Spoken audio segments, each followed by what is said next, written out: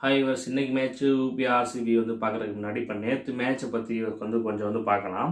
நேற்று வந்து பார்த்தோம்னா நான் வந்து 11 பேர் வந்து ட்ரீம் டீமில் வந்து கொடுத்துருந்தேன். யார் வந்து பார்த்தோம்னா குஜராத்தில் வந்து அஸ்லே கார்னர், ஹர்லின் தியோல், டேண்ட்ரா டோடின், தனுஜா கன்வர், பெத்துமோனி இந்த 5 பேர் வந்து ட்ரீம் டீமில் வந்து கொடுத்தேன். இதில் தனுஜா கன்வர் மட்டும் பார்த்தீங்கன்னா விக்கெட் எடுக்கல, ட்ரீம் டீமில் வந்து வரல.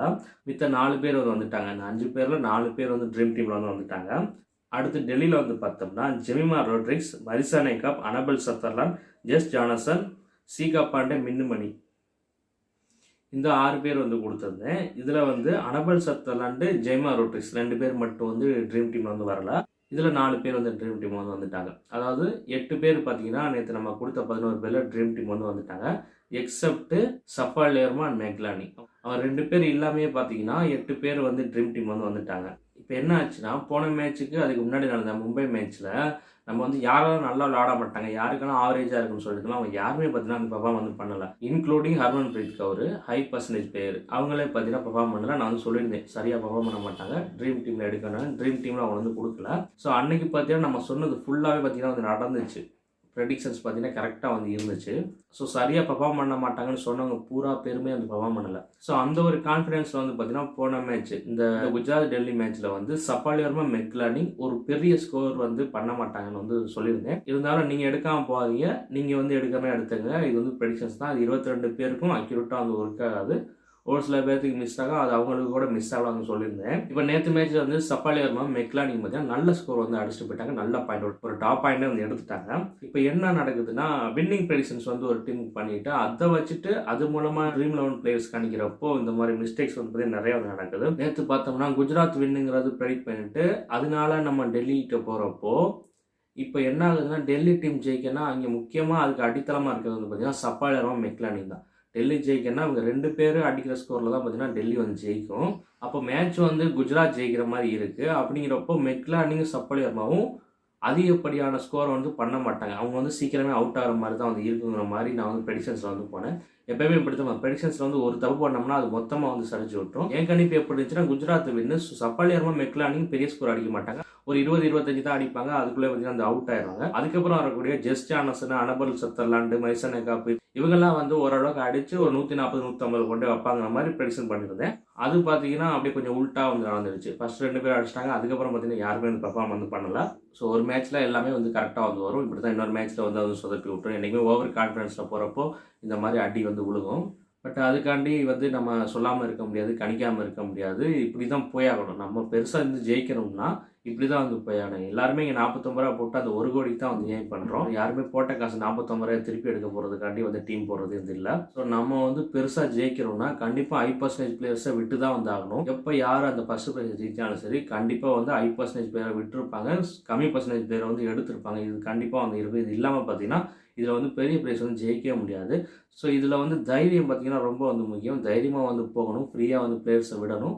எல்லா நாளுமே நம்ம விடுற பிளேயர்ஸ் வந்து விளாட போகிறது கிடையாது, விளாடாமல் வந்து இருப்பாங்க. அதுக்கு பதிலாக நம்ம கம்மி பர்சன்டேஜ் பிளேயர்ஸ் ஒருத்தவங்க இருக்கிறப்போ அன்னைக்கு வந்து நம்மளால் வந்து சக்ஸஸ் பண்ண வந்து முடியும். நேற்று பார்த்தீங்கன்னா மின்னுமணி வந்து சொல்லியிருந்தேன். மின்னுமணி லோ பர்சன்டேஜ் பிக்கு தான். அவங்க பார்த்தீங்கன்னா நேற்று ட்ரீம் டீம் வந்து வந்துட்டாங்க. அதுக்கு நாள் பார்த்தீங்கன்னா ஜியோவில் வந்து கொடுத்துருந்தோம், கேப்டன்லேயே வந்து கொடுத்துருந்தோம். வெறும் 20% பிளேயர் தான் பார்த்தீங்கன்னா ஜியோவில் வந்து பிக் பண்ணியிருந்தாங்க. அவங்கள கேப்டன் போடுறப்போ டாப்பில் கொண்டே விட்டுரும் ஸ்மால் லீக்லாம்.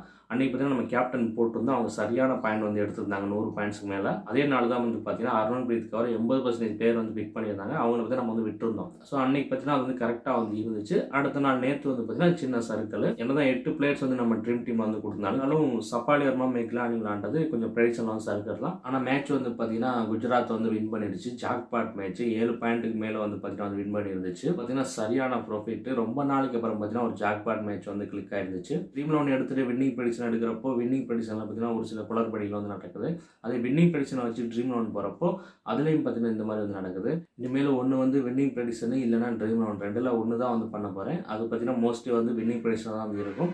ஐபிஎலுக்கு பார்த்தீங்கன்னா ஃபுல்லாகவே பார்த்தீங்கன்னா வின்னிங் ப்ரெடிக்ஷன் தான் வந்து எடுக்க ட்ரீம் 11 ப்ரெடிக்ஷன் வந்து இந்த 22 பிளேயர்ஸ் ப்ரெடிக்ஷன்ஸ் வந்து பண்ணுவேனான்னு வந்து தெரியலை. வீடியோ போடுறது வந்து டவுட்டு தான். ஏன்னா இதை வந்து 22 பிளேயர்ஸை வந்து ப்ரெடிக்ட் பண்ணணும். இதுக்கு எடுத்துக்கிற டைமிங்கிறது அவ்வளோ நேரம் வந்து இருக்குது. அதே நேரம் வின்னிங் ப்ரெடிக்ஷனுங்கிறது ட்ரீம் 11 ஒப்பிடும்போது கம்மி தான். அது வந்து ஈஸியாக வந்து இருக்கும். இப்போ ஈஸியாக எடுக்கிறது இந்த ட்ரீம் 11 பார்த்தீங்கன்னா கொஞ்சம் வந்து அது வந்து சொதப்புது. அதனால வின்னிங் ப்ரெடிக்ஷனில் தான் பார்த்தீங்கன்னா அது ஃபுல்லாக வந்து கவனம் வந்து செலுத்த போகிறேன். இப்போ இன்றைக்கி மேட்ச்சை பற்றி வந்து பார்க்கலாம். WPLோட 18வது மேட்ச். இந்த மேட்ச்சில் வந்து யூபி வாரியர்ஸும் ஆர்சிபி உமன்ஸும் வந்து பார்த்தீங்கன்னா வந்து ப்ளே பண்ணுறாங்க. இந்த மேட்ச் மார்ச் 8ஆம் தேதி சனிக்கிழமை இன்னைக்கு நைட் 7:30 மணிக்கு வந்து ஸ்டார்ட் ஆகுது. இந்த மேட்ச்சில் யாரெல்லாம் வந்து எப்படி வந்து பெர்ஃபார்ம் பண்ணாங்கன்னு ஒரு ஃபுல் மேட்ச் ப்ரெடிக்ஷன் வந்து இந்த வீடியோவில் வந்து பார்க்கலாம். இன்றைக்கி வந்து பார்த்தோன்னா சனியும் சந்திரனும் சேர்ந்த காம்பினேஷன். சனியும் சந்திரனும் வந்து சேர்ந்தால் யாருக்கெல்லாம் வந்து நல்லா இருக்கும்னு வந்து பார்த்தோம்னா ராகு சேர்ந்தவங்களுக்கு பார்த்தீங்கன்னா சூப்பராக வந்து இருக்கும். செவ்வாய் சேர்ந்தவங்களுக்கு பார்த்தீங்கன்னா ஆவரேஜாக மைனஸாக வந்து இருக்கும். அதுபடி நம்ம ப்ரெடிக்ஷன்ஸ் வந்து பார்க்கல. யூபி வாரியர்ஸில் வந்து பார்த்தோம்னா கிரேஸ் ஹாரிஸ் வந்து ஒரு 25 ரன்ஸ் வந்து அடிக்கிறதுக்கு வாய்ப்பு இருக்குது. பேட்டிங் வரப்போ பவுலிங் போகிறப்போ ஒரு விக்கெட் எடுக்கிறதுக்கு சான்ஸ் இருக்குது. அடுத்து ஜீவோல் அவங்க வந்து பார்த்தீங்கன்னா 25 ரன்ஸ் தான் வந்து அடிக்கிறதுக்கு சான்ஸ் இருக்குது. அடுத்து கிரண் நபிகிரே ஒரு 20 ரன்ஸ் தான் ஆடுற சான்ஸ் இருக்குது. அடுத்து வந்து தீப்தி சர்மா ஒரு 2 விக்கெட் எடுக்க சான்ஸ் இருக்குது. பவுலிங் போகிறப்ப பேட்டிங்கில் ஒரு 25 ரன்ஸ் வந்து அடிப்பாங்க. அடுத்து விருந்தா தினேஷ் 20 25 ரன்ஸ் வந்து அடிக்கலாம். அடுத்து சி என்ட்ரி 1-2 விக்கெட் எடுக்க வந்து வாய்ப்பு இருக்குது. பவுலிங் போகிறப்ப பேட்டிங்கில் ஒரு 25 ரன்ஸ் அடிக்க சான்ஸ் இருக்குது. அடுத்து எஸ் செராவத் அவங்க வந்து பார்த்திங்கன்னா ஒரு 20 ரன்ஸ் வந்து அடிப்பாங்க. அடுத்து உமா சேத்ரிக்கு பார்த்தீங்கன்னா கொஞ்சம் ஆவரேஜாக வந்து இருக்கும். அடுத்து சோபி எக்காஸ்டன் வந்து பார்த்தோம்னா 1-2 விக்கெட் எடுக்கிறதுக்கு சான்ஸ் இருக்குது. அடுத்து கிராந்தி கவுடு பார்த்தீங்கன்னா 1-2 விக்கெட் வந்து எடுப்பாங்க. அடுத்து ஜி சுல்தானா 2 விக்கெட் எடுக்கிறதுக்கு சான்ஸ் இருக்குது. நெக்ஸ்ட் ஆர்சிபி டீமில் வந்து பார்த்தோன்னா ஸ்மிருதி மந்தனா ஒரு 25 ரன்ஸ் அடிக்கிறதுக்கு சான்ஸ் இருக்குது. அடுத்து டேனியல் வைட் அவங்களுக்கு பார்த்தீங்கன்னா நல்லா வந்திருக்கும். ஒரு 30+ ரன்ஸ் வந்து ஆடுவாங்க. நெக்ஸ்ட் வந்து எல்லிஸ் பெரியும் பார்த்தீங்கன்னா நல்லா இருக்கும். ஒரு 30+ ரன்ஸ் ஆட சான்ஸ் இருக்குது. எல்லிஸ் பெரிக்கு வந்து டேட்டா வந்து தப்பாக இருக்கலாம்னு வந்து தோணுது. ஏன்னா நிறைய நாள் நம்ம நல்லா ஆடுவாங்க சொன்னப்போ வந்து பெர்ஃபார்ம் பண்ணலை. அதையும் பெர்ஃபார்ம் பண்ண மாட்டாங்கன்னு சொன்னனால வந்து பெர்ஃபார்ம் பண்ணிட்டாங்க. ஸோ அவங்கள வந்து என்னென்னு வந்து பார்த்துங்க. என்னோடய ப்ரெடிக்ஷன் படி இன்றைக்கி வந்து அந்த டேட்டா கரெக்டாக இருக்கும் பட்சத்தில் இன்றைக்கி ஒரு நல்ல ஸ்கோர் வந்து அடிப்பாங்க. அடுத்து ராகவி பிஸ்ட் ஒரு 20 ரன்ஸ் ஆட வாய்ப்பு இருக்குது. ரிச்சா கோஸ் வந்து ஒரு 25 ரன்ஸ் வந்து அடிப்பாங்க. கனிகா ஐஜா ஒரு 20 ரன்ஸ் தான் ஆட சான்ஸ் இருக்குது. ஜார்ஜியா வாரகம் வந்து 1-2 விக்கெட் வந்து எடுப்பாங்க. அடுத்து கிம் கார்த் வந்து 1 விக்கெட் எடுக்கிறதுக்கு சான்ஸ் இருக்குது. அடுத்து ஸ்னேக் ராணா வந்து 1 விக்கெட் வந்து எடுப்பாங்க. ஏக்தா பிஸ்டிக் வந்து ஆவரேஜாக வந்து இருக்கும். ரேணுகா சிங் வந்து ஒரு 3 விக்கெட் அதுக்கு மேலே கூட எடுக்கலாம். அவங்களுக்கு பார்த்தீங்கன்னா சூப்பராக வந்து இருக்குது. இப்போ 2 டீம்லேயும் சேர்த்து யாரெல்லாம் வந்து எப்படி வந்து பெர்ஃபார்ம் பண்ணாங்க பார்த்தோம். நெக்ஸ்ட் யாரெல்லாம் ட்ரீம் டீம் வரதுக்கு சான்ஸ் இருக்குன்னு வந்து பார்க்கலாம். அதுபடி பார்க்குறப்போ Grace Harris, Deepti Sharma, C Henry, Sophie Ecclestone, Kranti Goud, G Sultana, Danielle Wyatt, Ellyse Perry, Richa Ghosh, Georgia Wareham, Renuka Singh இவங்கெல்லாம் பார்த்தீங்கன்னா ட்ரீம் டீம் வரதுக்கு பாசிபிலிட்டி இருக்கக்கூடிய பிளேயர்ஸ். நெக்ஸ்ட் யாரை வந்து கேப்டன் அண்ட் வைஸ் கேப்டன் போடலாம்னு வந்து பார்க்கலாம். அதுக்கு முன்னாடி இன்றைக்கி காம்பினேஷன் வந்து பார்த்திங்கன்னா 8-2 காம்பினேஷன். சந்திரனும் சனி சேர்ந்த காம்பினேஷன். சந்திரனும் சனிலாம் சேர்றப்போ ப்ரெடிக்ஷன்ஸ்லாம் பார்த்திங்கன்னா அவ்வளோ அக்யூரேட்டாக வந்து சொல்லிடவே வந்து முடியாது. ரொம்ப பார்த்திங்கன்னா டிஃபிகல்ட்டாக வந்து இருக்கும். அக்யூரேசிங்கிறது இதில் பார்த்திங்கன்னா கம்மியாக வர்றதுக்கான சான்ஸ் தான் வந்து இருக்குது. யாரை கேப்டன் வைஸ் கேப்டன் போடலாம்னு வந்து பார்த்தோம்னா Danielle Wyatt, Ellyse Perry, Renuka Singh இவங்க 3 பேரையும் பார்த்தீங்கன்னா கேப்டன் வைஸ் கேப்டன் வந்து போடலாம். அந்த 3 பேருக்குமே வந்து பார்த்தீங்கன்னா எக்ஸ்ட்ரா ஒரு ஆப்ஷனுங்கிறதெல்லாம் கிடையாது. பார்த்தீங்கன்னா ஒரே ஆப்ஷன் தான். 2 பேர் பார்த்தீங்கன்னா பேட்டிங் மட்டும் தான் பண்ண போகிறாங்க. ஒருத்தங்க பார்த்தீங்கன்னா பவுலிங் தான் வந்து பண்ண போகிறாங்க. இருந்தாலும் ஏன் வந்து பவுலிங் பேட்டிங் ஆல்ரவுண்டர்ஸை விட இவங்களை கொடுத்துருக்கேன்னா ப்ரெடிக்ஷன் படி இவங்க கிட்ட தான் வந்து போகணும். எந்த வித மைனஸும் இல்லாதவங்க இவங்க தான். இன்றைக்கி டேட்டில் எந்த வித மைனஸும் அதாவது எந்த கிரகங்களுடைய பகையுமே இல்லாதவங்க இவங்க 3 பேர். ஸோ இவங்களை வந்து கொடுத்துருக்கேன். நீங்கள் வந்து சேஃபாக போகணும் ஆல்ரவுண்டர்ஸ் யாராவது வந்து சொல்லுங்கன்னு வந்து மல்டிபிள் டீம்ஸ் போகிறவங்க வந்து கேட்டிங்கன்னா தீப்தி சர்மா ஒரு நல்ல சாய்ஸாக வந்து இருப்பாங்க. கேப்டன் வைஸ் கேப்டனுக்கு விக்கெட்டும் எடுப்பாங்க. ரன்ஸ் அடிக்கிறதுக்கான சான்ஸ் வந்து இருக்குது. ஆனால் அவங்களுக்கு பார்த்தீங்கன்னா ஒரு கிரகம் பார்த்தீங்கன்னா மைனஸ் பண்ணுது, 2 கிரகம் பாசிட்டிவ் பண்ணுது. ஸோ அதனால் நான் வந்து அவங்க வந்து கேப்டன் வைஸ் கேப்டன் வந்து கொடுக்கல. அதே மாதிரி தான் பார்த்தீங்கன்னா சி என்ட்ரிக்கும் அவங்களுக்கு ஒரு கிரகம் வந்து மைனஸ் பண்ணுது. மித்த 2 கிரகம் வந்து பாசிட்டிவ். ஸோ நிறையா டீம்ஸ் போகிறவங்க நிறையா கேப்டன் வைஸ் கேப்டன் கேட்குறாங்க. இவங்க 2 பேரும் சேர்த்து வந்து ட்ரை பண்ணிங்க. ஆனால் captain vice captain Danielle Wyatt, Ellyse Perry, Renuka Singh தான். ஸோ நான் சொன்னதெல்லாம் வச்சு ஒரு டீம் வந்து ஃபார்ம் பண்ணி வந்து போட்டிங்கன்னா ஒரு நல்ல ப்ரைஸ் வந்து வின் பண்ணலாம் நீங்கள்.